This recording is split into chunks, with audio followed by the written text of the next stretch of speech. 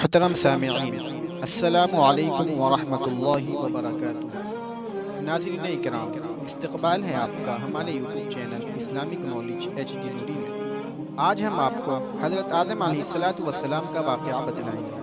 حضرت آدم علیہ السلام سب سے پہلے انسان ہیں جن کو اللہ تعالیٰ نے دنیا میں بھیجا ہے، اور سب سے پہلے نبی حضرت آدم علیہ السلام ہیں۔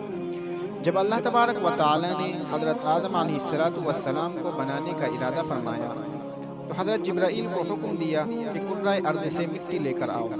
اللہ تعالیٰ نے حضرت آدم کو ایک مٹھی خاک سے پیدا فرمایا۔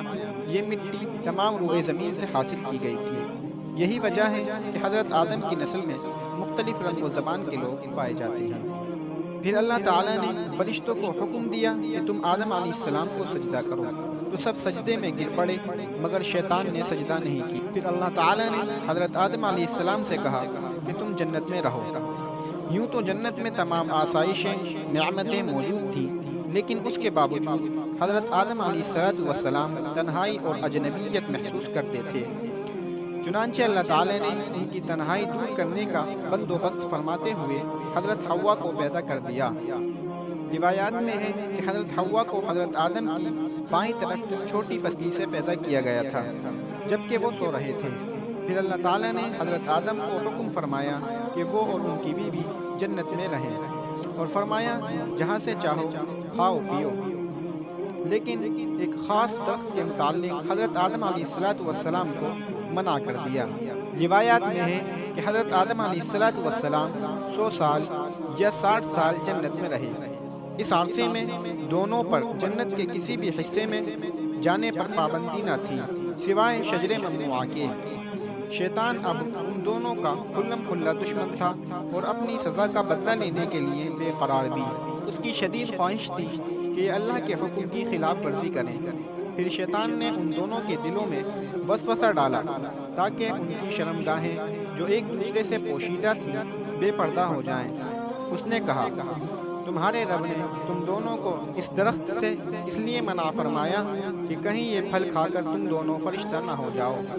شیطان کی ان باتوں نے حضرت حوا کو سوچنے پر مجبور کر دیا، اور پھر شیطان کی مسلسل اور تواتر کے ساتھ سازشیں رنگ لائیں، اور اس نے حضرت حوا کو پھل کھانے پر راضی کر لیا۔ ایک دن حضرت حوا نے حضرت آدم سے کہا کہ ہم اس شجر ممنوعہ کا ذرا سا حصہ کھا کر وہ دیکھیں، آخر وہ کیا راز ہے جو اللہ نے اسے کھانے سے منع فرمایا ہے۔ شروع میں تو حضرت آدم علیہ السلام اس کے لیے قطعی طور پر تیار نہ تھے، لیکن پھر حضرت حوا کے مسلسل اصرار پر وہ بھی راضی ہو گئے۔ ابھی ان دونوں نے پھل کو پورے طور پر چکھا بھی نہ تھا، دونوں ننگے ہو گئے، ایک دوسرے پر عیاں ہو گئے۔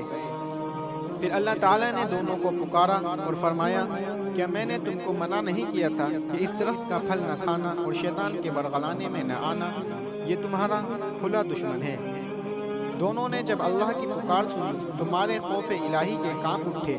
نہایت لاچارگی اور عاجزی سے اپنی خطا پر نادم و شرمندہ ہوتے ہوئے بارگاہ خداوندی میں عرض کیا، اے ہمارے رب، ہم دونوں سے بہت بڑی غلطی ہو گئی ہے۔ اب اگر آپ نے ہم پر رحم و کرم نہ کیا اور معاف نہ فرمایا تو ہم تباہ و برباد ہو جائیں گے۔ حق تعالیٰ نے فرمایا کہ اب تم دونوں ایک خاص مدت تک زمین ہی پر رہو گے، جہاں تم ایک دوسرے کے دشمن ہوگے، اور وہاں ہی مرنا ہے اور اسی میں سے پھر پیدا ہونا ہے۔ چنانچہ دونوں کو زمین کی طرف روانہ کر دیا گیا۔ روایات میں ہے کہ حضرت آدم کو ہندوستان اور حضرت حوا کو جدہ میں اور ابلیس کو بصرہ سے چند میل کے فاصلے پر اتارا گیا۔ حضرت آدم علیہ السلام کو جنت سے نکلنے اور شیطان کے بہکائے میں آنے کا بہت رنج ہوا، اور بہت عرصے تک اللہ تعالیٰ سے معافی مانگتے رہے اور روتے رہے کہ اللہ تعالیٰ مجھے معاف کر دے۔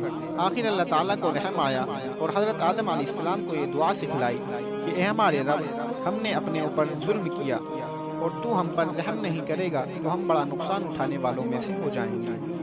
تو حضرت آدم علیہ السلام نے یہ دعا بہت گڑ گڑا کر مانگی تو اللہ تعالیٰ نے حضرت آدم علیہ السلام کو معاف کر دیا۔ اس کے بعد حضرت آدم علیہ السلام اور حضرت حوا علیہ السلام دنیا میں رہنے سہنے لگے، خوب جی لگا کر اللہ کی عبادت کرتے۔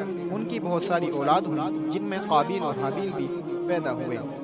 پھر حضرت آدم علیہ السلام کی وفات کا وقت آیا اور فرشتے گھر میں داخل ہوئے تو آپ سمجھ گئے اپنی اہلیہ حضرت حوا اور اپنے بچوں سے فرمایا کہ تم سب مجھے تنہا چھوڑ دو۔ اس کے بعد اللہ تعالیٰ کی حمد و ثنا میں مصروف ہو گئے۔ فرشتوں نے روح قبض کی، پھر غسل دے کر کفن دیا، خوشبو لگائی، گھڑا کھود کر قبر بنائی۔ حضرت جبرائیل نے ان کے بیٹے حضرت شیث کو نماز جنازہ پڑھنے کا طریقہ بتایا۔ آپ نے نماز جنازہ پڑھائی۔ عام طور پر تاریخی کتابوں میں حضرت آدم علیہ السلام کی عمر مبارک 960 سال بیان کی گئی ہے۔ اس پر اختتام ہوتا ہے حضرت آدم علیہ السلام کے واقعے کا۔ مزید ایسی معلومات حاصل کرنے کے لیے ہمارے چینل کو سبسکرائب کریں اور ویڈیو پسند آنے پر لائک کریں۔